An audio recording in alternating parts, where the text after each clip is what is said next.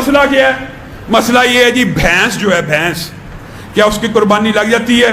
کیا کٹے کی قربانی لگ جاتی ہے؟ میرے بھائیو یاد رکھو، اللہ تعالیٰ نے ثمانیۃ ازواج 8 جانوروں کا قربانی کے لیے ذکر کیا.